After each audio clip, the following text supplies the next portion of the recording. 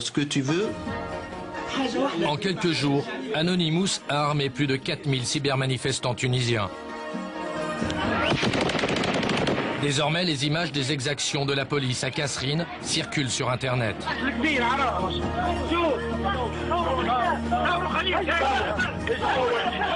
Elles provoquent la colère dans tout le pays. La révolution est en marche. À l'autre bout de la ville, devant le commissariat, 150 policiers en civil attendent les ordres près de leurs autocars. Que répondent-ils aux accusations d'avoir tiré sur la foule? Bonjour messieurs. Nous les approchons avec une caméra cachée. Et vous savez ce qui se dit dans la ville? Oui, bien sûr. Qu'est-ce qui se dit? Que la police a tiré sur les gens. Bon, monsieur. Alors, les balles viennent d'où, monsieur? Du ciel. Du ciel? Non. Du ciel, oui. Je crois ça. Nous n'obtiendrons rien de plus. Vous voulez pas parler? Alors que nous discutons avec les policiers, une jeune femme, apparemment sans crainte, s'approche pour écouter. C'est sa foi. D'accord. Okay. Et devant notre caméra, la jeune diplômée ne va pas mâcher ses mots. Bonne journée. Lorsque les jeunes parlaient autrement et dit on a besoin de travailler, ils tuaient tous les jeunes. Si on regarde les gens Avec une licence de droit en poche, elle voulait devenir avocate. Mais la dictature de Ben Ali a brisé ses rêves. Beaucoup de gens. Oui, c'est ça.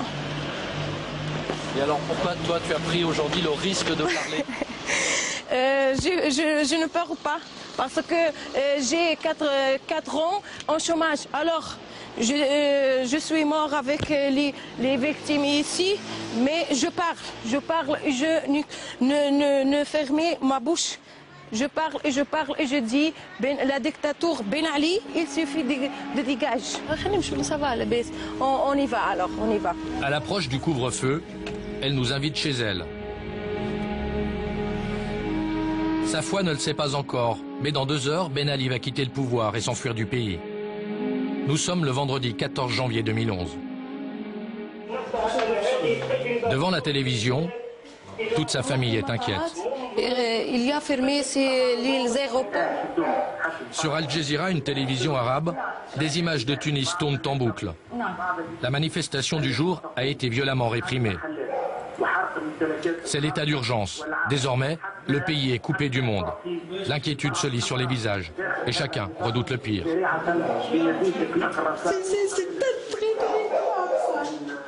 C'est grave. Maintenant, la Tunisie, on est dans la guerre maintenant. Ça y est. Tout à coup, une information en bas de l'écran et l'espoir renaît. Le gouvernement tunisien va faire une annonce très importante.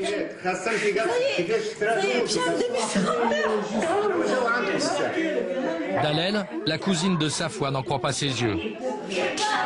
Elle se précipite dehors pour annoncer la nouvelle. C'est sans doute une démission. Vous avez bien lu comme moi, il parle d'une décision de la plus haute importance. Entre excitation et confusion, comme une traînée de poudre, l'information se répand. Dans le quartier, tout le monde s'interroge. Et puis la nouvelle tombe.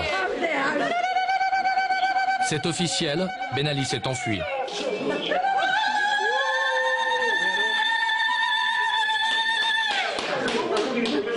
Après un mois de lutte, Safwa savoure la victoire. Oui, ça y est, on est content maintenant. Pour les Frachiches, c'est un triomphe. La rue a été plus forte que le système Ben Ali.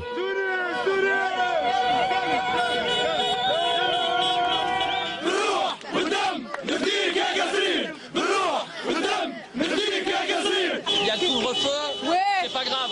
C'est pas grave maintenant, j'ai pas peur maintenant. C'est terminé. C'est terminé maintenant. Ouais.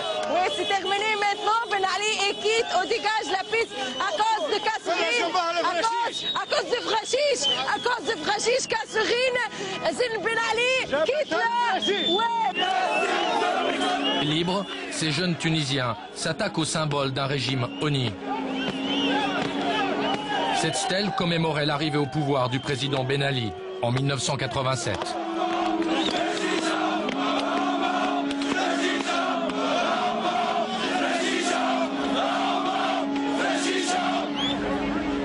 Désormais, les militaires vont devoir assurer le maintien de l'ordre.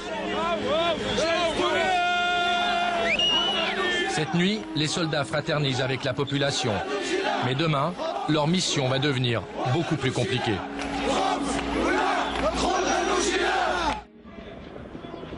Samedi 15 janvier, premier jour sans Ben Ali. Pour la première fois depuis le début de la révolte, Safwa et son cousin s'accordent un moment de répit. Content de dégagement de Ben Ali. C'est ce matin que les jeunes se sont donné rendez-vous devant la prison. Rappelez-vous, nous les avons filmés au moment où ils libéraient les 500 détenus qui s'y trouvaient. Pour les habitants de Kasserine, l'histoire n'est pas finie. Certains veulent régler des comptes.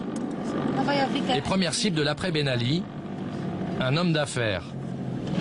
Sur place, les membres de la famille sont encore sous le choc. Qu'est-ce qui s'est passé ici? Il y a une guerre ici. Qu'est-ce qu'il y a eu la guerre?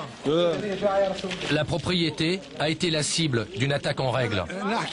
Je vais vous expliquer ce qui s'est passé. Parmi les voisins, un groupe de 200 personnes s'est formé. Ils ont cassé la porte et sont entrés ici. Ils sont venus voler. Ce sont des pilleurs. Ils voulaient tuer le patron et voler ses biens. Les assaillants ont tout saccagé.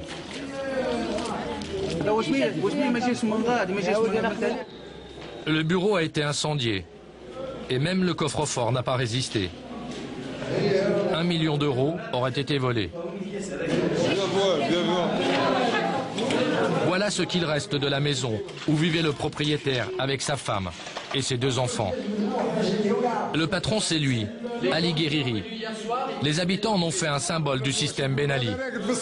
Pour eux, sa fortune personnelle, il la doit au président et sa femme, Leila Trabelsi. Les gens pensent qu'Ali travaille avec les Trabelsi. Voilà pourquoi ils sont venus ici. C'est une rumeur qui circule à Kasserine. Les jeunes avaient des soupçons, voilà pourquoi ils sont venus ici pour le tuer et tout voler. La famille de Leila Trabelsi contrôlait tout le secteur agroalimentaire de l'économie tunisienne. Alors, pour faire des affaires, il fallait forcément négocier avec le clan.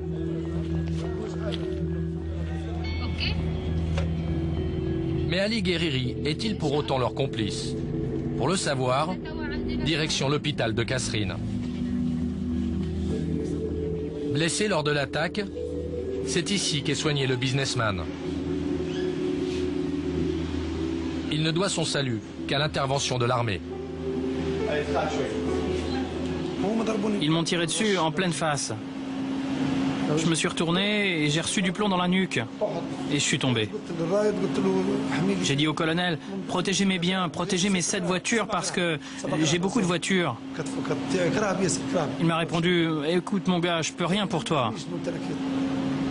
Aujourd'hui sous bonne garde, Ali Guerriri réfute tout lien avec la famille de Leila Trabelsi. Vous allez continuer les affaires? Non, non. Vous arrêtez? Non, j'ai plus rien à faire ici, j'ai plus d'avenir. Je vais m'exiler sur une île. C'est fini. Dès que je sors d'ici, je prends ma femme et on part ailleurs. Pas sûr qu'Ali Guerriri puisse rejoindre son île. Pour se défendre, il a ouvert le feu sur les assaillants avec des armes non autorisées. L'armée l'a placé en état d'arrestation. Mais en ville, il n'est pas le seul en danger.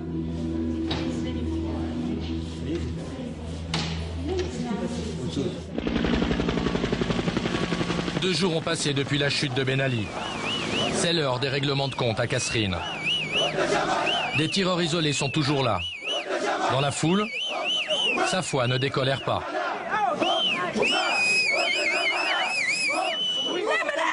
Aujourd'hui, nous ne voulons pas de pain, mais nous irons chercher les tueurs. Ils doivent répondre des crimes qu'ils ont commis ici. Oui, nous nous vengerons de la police. Une chasse à l'homme commence dans les rues de la ville. Les militaires sauvent in extremis un policier que la foule était en train de lyncher.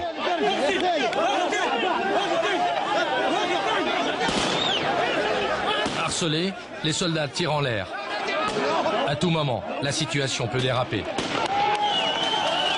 Cet homme a été capturé par la population alors qu'il tentait de s'enfuir à bord d'une voiture remplie d'armes. Elles sont où tes affaires? Là-bas, je sais plus. La peur a changé de camp. Tes armes, elles sont où? Sauvez-moi, ils vont me lyncher. Et Safwa, la rebelle, vient le défier du regard.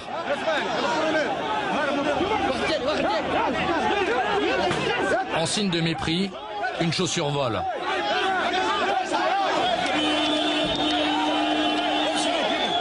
L'armée est applaudie. Elle a toujours refusé de participer à la répression.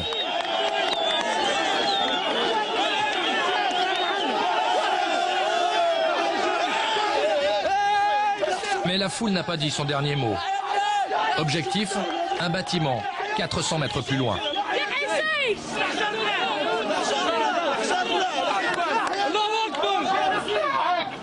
Cessez le feu. Posez vos armes, c'est un ordre de l'armée. Sont tous les gardes de Ben Ali. Derrière ces murs sont réfugiés des hommes de main de Ben Ali. Ils sont une quarantaine. Une fois encore, l'armée s'interpose pour éviter le pire.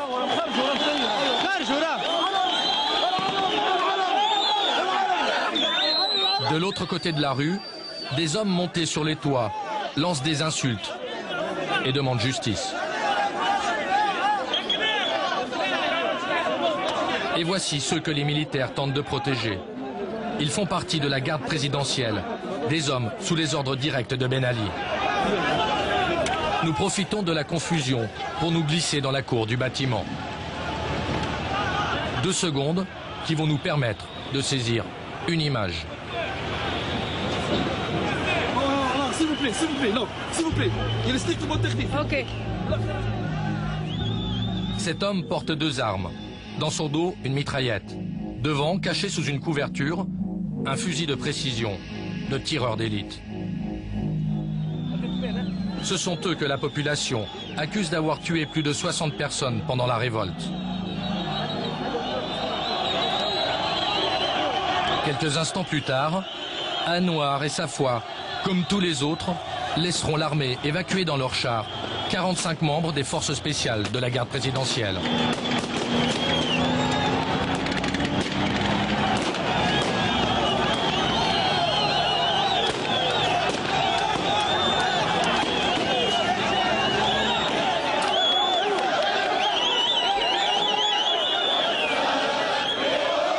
Nous sommes le 16 janvier 2011, 48 heures après le départ de Ben Ali. La foule entonne l'hymne national tunisien.